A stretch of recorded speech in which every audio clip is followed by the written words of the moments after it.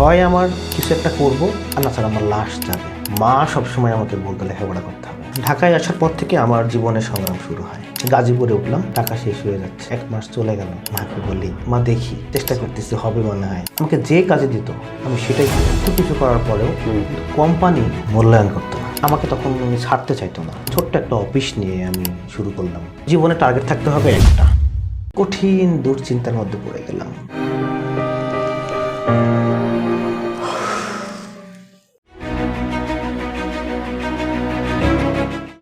কেমন আছেন ভাই? হ্যাঁ, ভালো আছি। আপনার সাথে কথা বলছি, আজকে একটা জোশ পাইছি। প্রথমে বিপ্লব ভাই, আপনাকে অভিনন্দন। আজকে আমি আপনার গল্প শুনবো এবং খুব মনোযোগ দিয়ে শুনবো। প্রথমে আপনার পরিচয়। ধন্যবাদ শরীফ ভাই, আপনার স্টুডিওতে আসতে পেরে। আমার নাম মোহাম্মদ বিপ্লব হোসেন, জি। ডাকনাম জাকির। আমার বাড়ি রাজশাহীতে, বাগা থানা, ফতেপুর বাবসা গ্রাম। আমি 2008 সালে এসএসসি পরীক্ষা দিয়েছি, পরীক্ষাতে পাশ করেছি। তারপরে 2010-এ এইচএসসি, তারপরে ন্যাশনাল ইউনিভার্সিটি থেকে 2015-তে বিএসএস অনার্স ইকোনমিক্স থেকে, এমএসএস অনার্স ইকোনমিক্স থেকে মাস্টার্স শেষ করেছি। ছোটকাল থেকেই সংসারের হাল ধরেছিলাম, বাবাকে সাপোর্ট দেওয়ার চেষ্টা করতে। সাপোর্ট দিয়েছি সবসময়। আমার চাহিদাটা কম ছিল। বাবা একটু রাগী মানুষ ছিল, মা ছিল খুব নরম মনের মানুষ। বাবাকে করে খুব ভয় করতাম। অনেক আমাদের কাজের মানুষ হতো, তো খাবার নিয়ে যেতাম। এভাবেই আপনার ছোট কাল থেকে আপনি যেভাবে পারেন বাবাকে সহযোগিতা করার চেষ্টা করতেন। কিন্তু বাবা মা তো এমন শিক্ষিত না। কিন্তু আমার বাবা ছোটকাল থেকেই আমাকে বলতো যে পড়াশোনা করার দরকার নাই, 6-7-এ পড়ি। বলতো লেখাপড়া করে কি হবে, কাজ করতে হবে। মা সবসময় আমাকে বলতো লেখাপড়া করতে হবে। আর আমারও খুব ইচ্ছা ছিল। এখন প্রত্যেকটা মানুষের একটা স্বপ্ন থাকে ছোট থেকেই, বড় হতে হবে, নিজের পায়ে দাঁড়াতে হবে। আমাদের কখনো বড় কোনো চাহিদা ছিল না। ধরে রাখেন, বাবার কাছ থেকে বা পরিবার থেকে একটা জিনিস চাইলে পাবো, বাইক কিনতো, এটা করতে হবে, দামি পোশাক পরতে হবে। আমার কখনো এরকম ছিল না। আমার চাওয়া ছিল ছোট্ট। টু দ্য পয়েন্ট যাব, আপনার জীবনে কখন সংগ্রামটা আসলো এবং কখন মনে করলেন যে না, আমার আসলে কিছু করা প্রয়োজন? আমাদের মধ্যবিত্ত পরিবারের সন্তান, বাইরে থেকে পড়াশোনা করছি। আমার ছোট বোন এবং আমি। পড়াশোনাটা যেহেতু করতে একটা খরচের ব্যাপার থাকে, আর কিন্তু ভাবতাম যে বাবা খুব কষ্ট করে আমাদের টাকাটা দিত, আমরা এটা বুঝতাম, মধ্যমা করতাম। সবসময় চেষ্টা করেছি বাবার এবং সংসারের পাশে থাকার জন্য। আমি একটা টাকাও কখনো অন্য কোনো কাজে খরচ করা, খারাপ কাজে ব্যয় করা। বাবা দিচ্ছে খুব কষ্ট করে, এই টাকাটার আমাকে একটু মূল্যায়ন করতে হবে। আপনার যখন লেখাপড়া রানিং, ওই সময় আপনার ব্যক্তিগত অবস্থাটা, আপনার অনুভূতিটা কেমন ছিল? দেখেন, আমাদের সেই সময় প্রতি মাসে খরচ হতো প্রায় 3 থেকে 4 হাজার টাকা রাজশাহীতে থাকতে। কত সাল? 12-13 সালের দিকে। হ্যাঁ, ওই সময় আমার বোনও 3-4 হাজার টাকা প্রতি মাসে। আমার বোনও পড়তো, আমিও পড়তাম। আমার জীবনে একটা প্রথম ইনকাম আমি করেছি আমার এক বন্ধুর মাধ্যমে। ওর নাম রাজ, তার কথা না বললেই নয়। সে আমাকে কিছু ইভেন্ট ম্যানেজমেন্টের কাজে নিয়ে যেত। আমি জীবনে ওর মাধ্যমে প্রথম আমার একটা ইনকাম করেছি 500 টাকা। তখন থেকে আমার মনে হয়েছে যে না, আমি কিছু করি, আমাকে কিছু করতে হবে। তখন রাজশাহীতে থাকতাম, বিভিন্ন ইভেন্ট ম্যানেজমেন্টের কাজ করেছি। কাজ করে নিজের লেখাপড়ার খরচটা ম্যানেজ করার চেষ্টা করতেন। টিউশনই করতাম। রাজশাহীর জীবনটা খুব খুব কম, খুব হিসাব কিতাবের ভিতরে ধরে রাখেন। মানে কখনো দামি পোশাক, ভালো কিছু, এগুলো সাধ্যের বাইরে। কখনো মনে করি নাই যে এটা আমাকে নিতে হবে, বাবাকে বলবো দিতে হবে। চাইলে দিত, না করতো না আর কি। রিয়েলাইজ করলাম মাঝখানে, প্রথমে তো বাবা বলতোই না পড়াশোনা করি। মানে বাবা তো চাইতো যে আমি একা মানুষ কাজ করতেছি, সে যদি আমাকে একটু হেল্প করে তাহলে হয়তো বা আমাদের ফসলটা আরো বেশি ফলবে বা আমার একটু কষ্ট কম হবে। এই বিষয়টা বাবা তো ওরকম শিক্ষিত মানুষ ছিলেন না, আর আমাদের যে কেউ গাইডলাইন করবে কোনো মেন্টর ছিল না। আচ্ছা, আমরা যা কিছু করেছি নিজের ইচ্ছায় সব। এই রাজশাহীতে ভর্তি হওয়া, যাওয়া, কেমনে অ্যাডমিশন দিতে হবে, অ্যাডমিশন দিয়ে চান্স পাওয়া থেকে শুরু করে সব কিছু নিজেই করেছি। ধরে রাখেন, বাবা যখন পরবর্তীতে বুঝতে পারলো না পড়াশোনার দরকার আছে। কখন বাবা বুঝতে পারলো এই জায়গাটা? যখন আমি তো জানি, আমি 2000 এসএসসি পরীক্ষা যখন দিয়েছি, তখন আমি বোর্ড চ্যালেঞ্জ করে পাশ করেছিলাম 2008 সালে। তারপর থেকে মানে বাবারও একটু ট্র্যাজেডি টাইম ছিল। হ্যাঁ, তো পরে কখনো কিছু বলে নাই। মাসে অনেক সময় আছে টাকা থাকতো না, বাবা কি করতো, ধার নিত কারো কাছ থেকে। সবসময় তো আর ফসল বিক্রি হয় না, ধার করে টাকাটা পাঠাইতো। মানে কখনো টাকা চেয়ে আমি আমার পরিবারের কাছে না পাওয়া হয়নি। তো খুব কম টাকা নিতাম, ম্যাক্সিমাম সময় আমার নিজের খরচেই চলে যেত। কিন্তু আমার বোনকে তো টাকা দিতে হতো, সে তো করতো না। রাজশাহী জীবন কাটছে মোটামুটি একটা সংগ্রামের ভিতরে, হিসাব নিকাশের ভিতরে। পড়াশোনা অবস্থাতে চাকরি বা এরকম কিছু না হলেও অতটা মানে কেমন কাজ করে না। যখন পড়াশোনা শেষ করে যখন বাসায় আসলাম, মানে আসি বলতে গেলে এমনিতে বেড়াতে আসছি বা যে লেখাপড়া বা পরীক্ষা শেষ, অনেক কিছু কিছু দাদারা বলতো যারা মারা গেছেন আজকে, আল্লাহ তাআলা তাদেরকে জান্নাত নসিব করুক, জিজ্ঞেস করতো। কিছু কিছু মানুষ থাকে না গ্রামের মধ্যে যে খুব ভালো চায়, যে এক্সপেকটেশন অনেক থাকে, কিছু একটা করুক, কিরে চাকরি টাকরি হচ্ছে না, বাড়িতে বসে আসিস, এই যে বাড়িতে বসে আছো। তখন খুব খারাপ লাগতো যে পড়াশোনা শেষ করেছি, মনে হয় বোঝা হয়ে যায়। আর বর্তমানে তো চাকরি পাওয়া খুবই কঠিন। কোথায়? ঢাকায় আসার পর থেকে আমার জীবনের সংগ্রাম শুরু হয়। ওকে, ওই সংগ্রামটাই আমি যখন এই যে 2-1 মাস লেখাপড়ার পরে যখন রাজশাহীতে থেকে বাসায় থেকে নিজেকে অনেক অসহায় মনে করেছি, অনেক সরকারি পরীক্ষা দিয়েছি, কোথাও হয় নাই। তারপরে ভাবলাম যে ঢাকায় যাই, কিছু একটা করব। 19 সাল আমার যখন রেজাল্ট হলো আমার মাস্টার্সের, শেষ করে আমি ঢাকাতে রওনা দিলাম 2019 সালে অক্টোবর মাসে। গাজীপুরে উঠলাম, আমার মা আমাকে 4000 টাকা দিল। ওই টাকাটা নিয়ে আমি ঢাকাতে আসছি। আসার পরে চাকরির জন্য আসছি। আমার এক বন্ধুর কাছে উঠলাম গাজীপুর বোটবাজারে। দেখেন, রাজশাহীতে তো ভালোভাবে থাকতাম, ঢাকাতে তো কখনো এভাবে আগে আসা হয় নাই। পরিবেশ নতুন একটা জায়গা, নতুন একটা জায়গা, নতুন মানুষ। নিচে ঘুমাইতাম ঢাকাতে এসে, এক রুমে 5 জন, মানে এদিক ওদিক শুইলেও মানে যদি কাঁধ ঘুরতে যায় তাও আর একজনের সঙ্গে বাদে আর কি। এটা তো আসলে খুব কষ্ট করে থেকেছি। পড়াশোনা শেষ, কতবার বাবা মার কাছ থেকে টাকা চাওয়া যায়, সেটা করতে হবে। তো মানসিকভাবে অনেক ভেঙে পড়লাম। একটা কথা আছে, মানুষ বলে যে রেফারেন্স কিংবা মামা খালু ছাড়া কেউ কিছু হয় না। আমাদের তো কোনো রেফারেন্স ছিল না। ওই ছোট্ট থেকে বাবার সাথে থেকে শুরু করে নিজে নিজেই সব কিছু করো, নিজের পায়ে দাঁড়ানো। খুব ছাড় পোকা ছিল তখন, বুঝছেন, খুব কামড় দিত ছাড় পোকাতে, রাতে ঘুম ভেঙে যেত। থাকতাম চাকরির জন্য খুব হন্য হয়ে ঘুরছি, টাকা শেষ হয়ে যাচ্ছে। 1 মাস চলে গেল, তখন গাজীপুরে কম টাকাতেই থাকতাম। ভাড়া দিতাম মনে হয় 1000 টাকা, খাইতে মনে হয় লাগতো 1500 টাকা। যেখানে যাই কি অভিজ্ঞতা আছে, আসলে তো আমার কোনো অভিজ্ঞতা ছিল না সেই সময়। যখন ভাবতাম যে পড়াশোনা শেষ করছি, চাকরি একটা হবে, বা ইকোনমিক্স থেকে পড়তেছি, পড়াশোনা শেষ করেছি, চাকরি হবে, কিন্তু ভাইয়া চাকরির বাজারটা যে এত কঠিন, এবং স্কিল ছাড়া যে কোনো সার্টিফিকেটের ভ্যালু নেই। আমরা যখন পড়াশোনা করেছি আমাদের সার্টিফিকেট ছিল, আইটিতে ছিল 1 বছরের। একটা পিসি কেমনে অন করতে হয় সেটাও জানতাম না, which is the very unexpected. Skill নাই, অভিজ্ঞতা নাই। যেখানে যাই কি অভিজ্ঞতা আছে? কেউ আমাকে বলতো যে চাকরির জন্য স্কিল তৈরি করতে হবে, অন্তত আইটির বিষয়ে জ্ঞান থাকতে হবে, বা মাইক্রোসফট অফিস এক্সেলের কাজ জানতে হবে।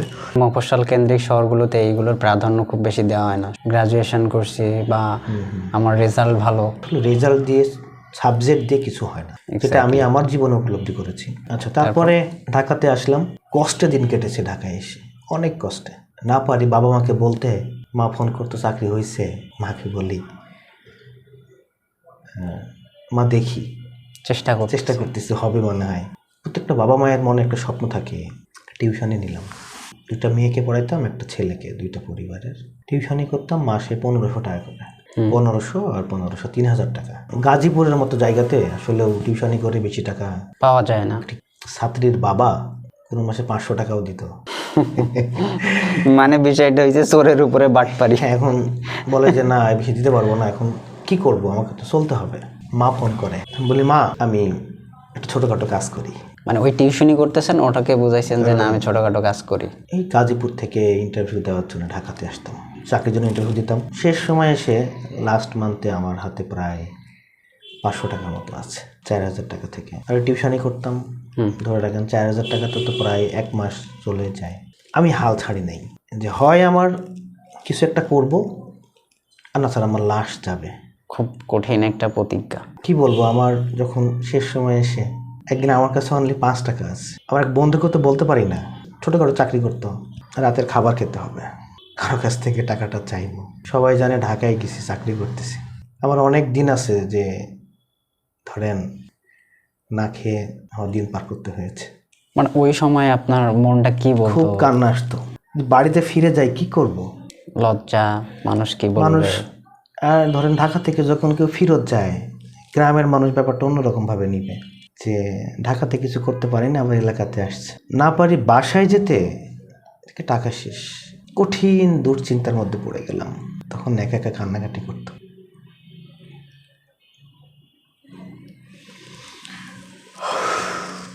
বড় ভাইয়ের রেফারেন্সে আমি ঢাকা মোহাম্মদপুরের যেখানে এখানে আছি একটা কোম্পানিতে আসলাম চাকরির ইন্টারভিউ দেওয়ার জন্য ডিসেম্বর মাসের 28 তারিখে। যেখানে যাই কোথাও রেফারেন্স ছাড়া হয় না। ইন্টারভিউ দিতে আসলাম একটা অফিসে, শিপিং কোম্পানি।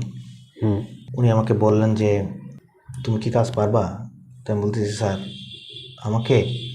স্যার যে কাজ দেন আমি স্যার করে দিব স্যার, আমার একটা চাকরি খুব দরকার। 2020 সালে জানুয়ারি মাসের 1 তারিখ থেকে আমার এখানে জয়েন করা। গাজীপুর থেকে একাই এসে নিজেই আমি মেস খুঁজেছি। 6 তলার উপরে ডাইনিং রুমে থাকতাম। আমার বেতন ধরা হয়েছিল 10,500 টাকা। বাড়িতে দিতাম 2,000 টাকা করে। এতে বাবা অনেক খুশি। 2,000 টাকা করে বাড়িতে দিতাম। কীভাবে সংগ্রাম চলতে থাকে। তবে আমার খুব ইচ্ছা ছিল যে চাকরি জীবনে একটাই করব। এটাই আমার জীবনের প্রথম চাকরি, এটাই আমার শেষ। চাকরি জীবনে খুব হার্ড ওয়ার্কিং করেছি অনেক। যেমন যখন আমার বস আমাকে বলতো যে এটা করে আনো, লিখতে দিত কম্পিউটার টাইপ, আমি এরকম পারতাম। দোকান থেকে লিখে আনতাম, লিখে এটা আমি রাতে ইউটিউব দেখে শিখতাম। পরের দিন গিয়ে এটা করতাম। যে কাজে দিত আমি খুব দায়িত্ব সহকারে করতাম, যা বলতো আমি তাই করতাম। কারণ আমি অফিসে সবার জুনিয়র ছিলাম, বেশি কাজ করতাম সবার চাইতে। মানে আমার ইচ্ছা ছিল যে আমাকে শিখতে হবে যেভাবে হোক। এইভাবে মোটামুটি আমি 1 বছর শুরু হলো। চিটাগাং গেলাম, চিটাগাং গিয়ে পোর্টে, তারপরে যেগুলো ডিপো ছিল ট্রেনিং করেছি, ওখানে প্র্যাকটিক্যালি কিছু কাজ করেওছি ওখানে। না, জব যখন করতেছেন ইনক্রিমেন্টের ব্যাপারগুলো কিভাবে? যখন 1 বছর আমি টোটালি 10,500 টাকা বেতনে চাকরি করেছি। 1 বছর পরে আমি যখন আমার কাজের পারফরমেন্স অনেক ভালো হলো, তখন আমার বস আমাকে বলল, দেখো তোমাকে শিখতে হলে তোমাকে এটা নিয়ে থাকতে হবে। খাওয়ার সময়ও তোমাকে দেখতে হবে, ঘুমানোর সময়ও দেখতে হবে। এটা যতক্ষণ পর্যন্ত না তুমি এটা নিজের মতো করে নিতে না পারবা, তুমি এই ব্যবসা শিখতে পারবা না। 1 বছর পরে আমার বেতন হলো 20,000 টাকা। আমি নিজেই সব কিছু করতাম। হলো আমাদের তখন যখন ফ্রেট ফরওয়ার্ডিংয়ের ইয়েতে ছিলাম, তখন আলাদা আলাদা ডিপার্টমেন্টে আলাদা আলাদা মানুষ লাগতো। ব্যবসা বৃদ্ধি পেল, অফিস বড় হতে থাকে, আমার পরিশ্রম বাড়তে থাকে, আমার স্যালারি বাড়তে থাকে। ওখানে আমি খুব একটা ভালো পজিশনে চলে গেলাম। আমার বেতন পরের মাসে 2-3 মাস পর পরই বেতন বাড়তো। অনেক টাকা প্রফিট করে দিয়েছি। কোম্পানিকে আমি মানে নিজের মতো মনে করতাম যে এটা অন্য মানুষের। মালিক এটা বুঝতে পারতো যে না, এই ছেলেটা পারবে। আমাকে যে কাজে দিত আমি সেটাই করতাম সব সময়। শুধু আমার কোম্পানিটাকে চোখে দেখতাম। তখন তো বিয়ে করি নাই। যখন সকাল 6টা হতো, তখন আমি ঘুম থেকে উঠে, তখন চায়নাতে 9টা বাজতো। বিভিন্ন দেশের টাইম পার্থক্য থাকছে। আমি নিজে উঠে ইমেল করতাম। অনেকে তো অফিস টাইম শুরু করে সকাল 10টায়। কখন মনে করলেন যে এনাফ, এখন আমার কিছু করা দরকার? কোম্পানিকে এত কিছু দিয়েছি। যখন করোনার সময় সবাই গ্রামে চলে গেল, বিভিন্ন বিভিন্ন গন্তব্যে, ঢাকায় কেউ থাকলো না, আমিও গেলাম। আমি কোম্পানিকে এতটাই ভালোবাসতাম, আমার বস কাজের জন্য ঢাকায় আসতে হবে, মাস্ট বি। আসবো কিসে? ট্রাকে চড়ে এসে কোম্পানির কাজ করে আবার ফেরত যেত। এত কিছু করার পরেও কিন্তু কোম্পানি মূল্যায়ন করতো না। কিরকম? এই যে ধরেন আমি এত কিছু কাজ করি, কোম্পানিকে দেই, আমার তো একটা রেস্ট আছে। আমি ছুটিতে গেলেও 2-3 দিন ছুটিতে গেলেও আমাকে হয়তো বা কোনো দিন একদিন আগেও চলে আসতে হতো। বাসাতে গেছি, বাসাতে যাওয়ার পরে কোনো সময় রাত যখন 12টা বাজতো, 1টা বাজতো, তখন উঠেও আমি ইমেল করেছি। ছুটিতে যে কাজই যদি করা লাগে তাহলে ছুটির মানেটা কি? আসলে দেখেন, আমাদের কাজটা হলো টোটালি 24 আওয়ার্সে সার্ভিস দেওয়া লাগে এরকম। ফ্রেট ফরওয়ার্ডিং যে বিজনেসটা, এখানে সবসময় ফলো আপ রাখতে হয়। শেষ সময় এসে প্রায় 60,000 টাকার মতো বেতন পেতাম, টিএডিএ সহ প্রায়। তো কখন ডিসিশন নিলেন যে আমি আর না? যখন একটা মানুষ যখন এক জায়গাতে সবকিছু করে, কাজ করে, সবকিছু বিলিয়ে দেয়, তখন প্রত্যেকটা মানুষের একটা স্বপ্ন থাকে, উদ্দেশ্য থাকে। তখন থেকে আমার মনে হলো যে না, আমাকে কিছু একটা করতে হবে। তারপরে আমি ওখান থেকে 3 মাস আগে বললাম যে একটা রেজিগনেশন লেটার দিলাম। আমাকে তখন উনি ছাড়তে চাইতো না, বলে যে তোমার কি লাগবে বলো। আমি বললাম যে না স্যার, আমি চাকরি করব না। আমি লিখিত আমার সেটা আমার কাছে এখনো আজও আছে। চলে যাচ্ছি আমি আমার জায়গাতে, আপনি একটা জনকে নিয়োগ দেন, সেখান থেকে আমি তাকে হেল্প করবো, তাকে শিখাই দিয়ে আমি চলে যাবো ভালোভাবে। একটা রেজিগনেশন দিয়ে তখন উনি বললো যে ঠিক আছে, তাহলে তুমি এবার যাও। তখন আমি রেজিগনেশন নিয়ে খুব মানসিকভাবে ভেঙে পড়লাম যে আমি কি পারবো কি না। তখন আমার ওয়াইফ আমাকে সাপোর্ট দিয়েছে যে ঠিক আছে, তুমি চেষ্টা করো, পারবা। বাবা মাও সাপোর্ট দিয়েছে, বাবা আমার পাশে ছিল। অনেক শুভাকাঙ্ক্ষী ছিল, তারাও আমার পাশে ছিলেন। আসলে তাদের কথা না বললে নয়, তাদেরকে অসংখ্য ধন্যবাদ যে সেই সময়টা আমার পাশে তারা ছিলেন। তখন আমি ছোট্ট একটা অফিস নিয়ে আমি শুরু করলাম, একটা চেয়ার টেবিল, বাসার নিচে একটা রুম নিলাম, নিয়ে ল্যাপটপ, চেয়ার টেবিল নামে একটা ট্রেড লাইসেন্স করে শুরু করলাম ব্যবসা। তারপর এই যে কাস্টমার ম্যানেজ করা, কাস্টমারের সঙ্গে যাওয়া, তো এইভাবেই চলতে থাকে। চলতে চলতে চলতে আমি প্রায় আস্তে আস্তে আমার ব্যবসা বাণিজ্য বাড়তে থাকে। মনে হলো যে আমি আরও কিছু লোকজন নিয়ে কাজ করি। ট্রেড লাইসেন্স করলাম একটা, যেটা হলো ফ্রেইট ফরওয়ার্ডিংয়ের, BHR logistic, BHR trade international, যেটার এক্সপোর্ট ইম্পোর্ট মানে আমদানি রপ্তানি ব্যবসা। পরে বিএইচআর এলিভেটর, আমি লিফট আমদানি করি। তারপরে আমার কাস্টম লাইসেন্স ছিল না, আঙ্কেল বলে ডাকতাম, ওনার লাইসেন্স ভাড়া নিয়ে কাজ করতাম। তারপর 2025-এ এসে আমাকে কাস্টম থেকে লাইসেন্সের জন্য মনোনীত করা হলো। আমার 3টা ব্যবসা। কর্মজীবন থেকে শুরু করে আপনি নিজে একজন ব্যবসায়ী। বড় সংগ্রামটা হচ্ছে মনের সংগ্রাম, দৃঢ়তা দেখাইছেন, আপনি অটুট ছিলেন আপনার সিদ্ধান্তের উপরে, আমাকে কিছু করতে হবে, আই হ্যাভ টু ডু। গল্পটাকে সামারাইজ করতেছে, আপনার জীবনের প্রথম আর্নিং ইভেন্ট ম্যানেজমেন্ট, 500 টাকা। 500 টাকা, এবং এটাও একটা অনুপ্রেরণার বড় কারণ। আপনার এই গল্পটা থেকে মানুষ আসলে যে অনুপ্রেরণাটা পাবে, আমি তো 2টা ক্লু পেলাম। আপনার সাথে আমার যতদিন থেকে পরিচয়, তখন থেকে আপনার সম্পর্কে আমি খুবই কিউরিয়াস, এবং আপনি নানাবিধ কাজের সাথে জড়িত। তো আমার অবজারভেশনটা একটু ভিন্ন। এই যে সামাজিক কাজগুলো আপনি করেন, মানুষকে হেল্প করা, খেলাধুলার প্রতি আপনার অনুরাগ, কেন এই দিকে আসলেন বা কেন ভালো লাগাটা কাজ করে? কিছু মানুষ কিছু পাওয়ার জন্য করে। এক্স্যাক্টলি। আপনি যখন ভালো কাজ করতে যাবেন তখন কিন্তু একটা বাধা আসবেই। উপকার করবেন, সেখান থেকে অপকার আসবেই। একটা জিনিস আমি মনে করি সবসময়, আমি কিন্তু কোনো রাজনৈতিক কোনো উদ্দেশ্য নাই। আমি যা কিছু করি মানুষের পাশে দাঁড়াই, মানুষের জন্য করি, এবং সামাজিক উন্নয়নমূলক কাজ করি, যেটা আমি ছোট থেকেই এই কাজগুলোর সঙ্গে জড়িত ছিলাম। বিভিন্নভাবে এলাকা থেকে শুরু করে দেশের বিভিন্ন জায়গায় আমার কোম্পানি বিভিন্ন সামাজিক কাজে স্পন্সর হিসাবে কাজ করে। আপনি সমাজটাকে কিভাবে দেখতে চান? সবাই প্রতিষ্ঠিত হতে পারে না, এটা সম্ভব না। আমাদের সামাজিকভাবে যদি কেউ প্রতিষ্ঠিত হয় এবং সমাজের মানুষের একটা চাহিদা থাকে, মানে ওদের একটা পাওয়া থাকে, এই মানুষটার দ্বারা যাতে আমাদের উপকার হয়, কিংবা একটা অসহায় মানুষ তারও একটা চাওয়া থাকে, সবসময় নম্র ভদ্রভাবে কথা বলা দরকার, আমি এটা মনে করি। কারণ আপনি গ্রামে বড় হয়েছেন, আপনার 2টা টাকা হয়েছে তাই বলে আপনি গ্রামের মানুষকে ভুলে যাবেন, সেটা বললে হবে না। এটা কখনোই উচিত না, এটা কখনো ঠিক না। আপনাকে সবার পাশে দাঁড়াতে হবে, সাধ্যমতো চেষ্টা করতে হবে, এবং সামাজিক কাজগুলো করতে হবে। আপনার জীবনে আপনি অনেক কাজ করছেন, ধরনের সামাজিক কাজ, আপনার সাথে ঘটা এরকম কোনো ইন্টারেস্টিং ঘটনা আছে? আমি এই মানুষটার এটা করছি, ওই মানুষটা আমার এরকম। একটা ঘটনা বলি, ক্যান্সারের রোগী নিয়ে কাজ করছিলাম, সমবয়সী আমি। তখন ওয়াইফ আমাকে ফোন করেছে, আমার কাছে একটা আমানত রাখতে চাই। কি? তার হাজবেন্ড যেখানে চাকরি করতো সেখানে একটা চেক পাওয়া গেছে, ব্যাংকে টাকা দিছে আর কি, প্রায় 1.5 লক্ষ টাকার মতো। আমি কালকে আমাকে ফোন করে বলে যে টাকাটা আপনার কাছে আমানত রাখতে হবে। আমি বললাম কেন? আমাকে কেন? বলে যে উনি আমাকে খুব বিশ্বাস করে। আমি অনেকভাবে বলেছি, ফোনে এটা বলতে বাধ্য হয়েছে যে আপনি আমার পা ধরি, আমার অবশ্যই চেকটা আমি আপনার কাছে আমানত হিসেবে রাখতে চাই। তো আপনি বলেন না যে অ্যাকাউন্ট খুলে আপনার নামে? ব্যাংকে থেকে এটা জমা দিছে, এটা 15 বছরের হয়তো একটা মেয়াদি, তার ছেলে মেয়ের নামে। ও আচ্ছা। তো ছেলে মেয়ের নামে, ছোট তো বাচ্চা, এই জন্য জমা দিছে। আমার ভিতরে আমি অনুভব করলাম যে আমাকে বিশ্বাস করে সে তার একটা চেক আমার কাছে জমা রাখতে চায়। তো উনি আমাকে বলছে যে আমার বাবা মা, তারপরে যদি কোনো মানুষকে আমি বিশ্বাস করে থাকি, এই যে একটা ইন্টারেস্টিং ব্যাপার, তৃপ্তির, এটা ভালো লাগার। মানুষের উপকার করতে গেলে কিন্তু আমার বদনামের শিকার হয়। আসে। তো এরকম একটা বদনাম শুনি, অনেকেই মনে করে আমি এটা করি, এটা করতেছি বা এটা লোক দেখানোর জন্য মনে করে, কিন্তু আসলে আপনি মনে হয় অর্জুন গাছের নাম শুনছেন? হ্যাঁ। শাল বলি আমরা এটাকে, দিয়ে এটা ঔষধি হিসাবে মানুষের উপকারে লাগে, বিভিন্ন অসুখের জন্য মানুষ খায়। অর্জুন গাছের মানুষ সকালে গিয়ে গ্রামে অর্জুন গাছের শালটা কেটে আনে, সে কেটে আনার পরে ওটা ঔষধি হিসাবে ব্যবহৃত হয়। অর্জুন গাছ কিন্তু মানুষের উপকার করে, তার কি পিঠে ছাল থাকে? থাকে না। সুতরাং আমি যখন মানুষের উপকার করতে যাব তখন আমার পিঠের চামড়া থাকবে না, এটাই স্বাভাবিক। আর আপনি এটা মেনে নিচ্ছেন।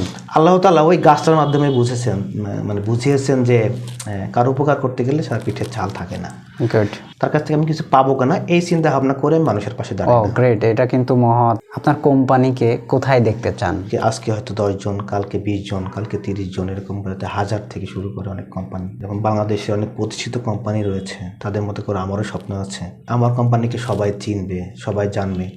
আমার কোম্পানি যে শুধু তার নিজেদের পাশাপাশি মানুষের পাশে দাঁড়ায়, এইটা আমার খুব ইচ্ছা, আমার খুব স্বপ্ন। আমি চাই আমার কোম্পানি প্রত্যেকটা জায়গায় পার্টিসিপেট করে, ছোট পরিসরে হলেও। ছোট থেকে শুরু করেছি, ইনশাল্লাহ ভবিষ্যতে আরো বড় পরিকল্পনা আমার আছে, যা আপনি দেখতে পাবেন ইনশাল্লাহ। যারা আসলে ইয়াং, চাকরি পাচ্ছে না, ট্রাই করতেছে, স্কিল নেই, তাদেরকে নিয়ে কি বলবেন?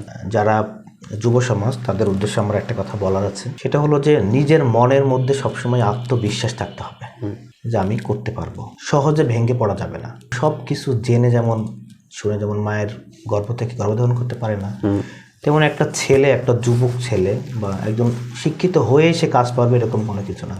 তবে জীবনে টার্গেট থাকতে হবে একটা, গ্রেট, নিজের পায়ে দাঁড়ানোর জন্য। আপনি যে কর্মটাই বেছে নেন না কেন, আপনাকে একটা কর্মটা এমন করে বেছে নিতে হবে যে আমি এইটা করব, এইটা করে আমার পরিবার এবং আমি নিজে এবং আমার সংসার থেকে শুরু করে সবার পাশে দাঁড়াবো। আর একটা জিনিস আমি সেটা বলতে চাই সবার উদ্দেশ্যে, বাবা মাকে অনেক ভালোবাসতে হবে এবং দারুণ কথা। বাবা মা যাতে বুঝতে পারে যে আমার সন্তান এমন কোনো কাজ করবে না যেটা আমাদের তাদের প্রেস্টিজ হাম্পার হয়। বাবা মার আমার প্রতি খুব আত্মবিশ্বাস ছিল, কখনো কিছু বলে নাই মানে এটা করতেছো কেন। বাবা মা জানে যে আমি কি করব, বা তাদের খুব বিশ্বাস ছিল। এই জন্য আমার মনে হয় আন্টি এবং আঙ্কেল আপনার থেকে ভালো একটা ফিডব্যাক পাইছে। আপনার জীবন থেকে মানুষ কি শিখবে? ইচ্ছা শক্তি, গ্রেট, কর্মঠ, স্বপ্ন অনুযায়ী বাস্তবায়ন করা, গ্রেট, এবং মানুষের পাশে দাঁড়াতে হয়। একজনা দেখে আর একজন শিখে। আমিও ঠিক কোনো না কোনো ভিডিও বা কোনো কোনো একটা জায়গা থেকে শিখেছিলাম যে আমার মতো অনেকেই আছে যারা আরও বেশি করে মানুষের পাশে দাঁড়ায়।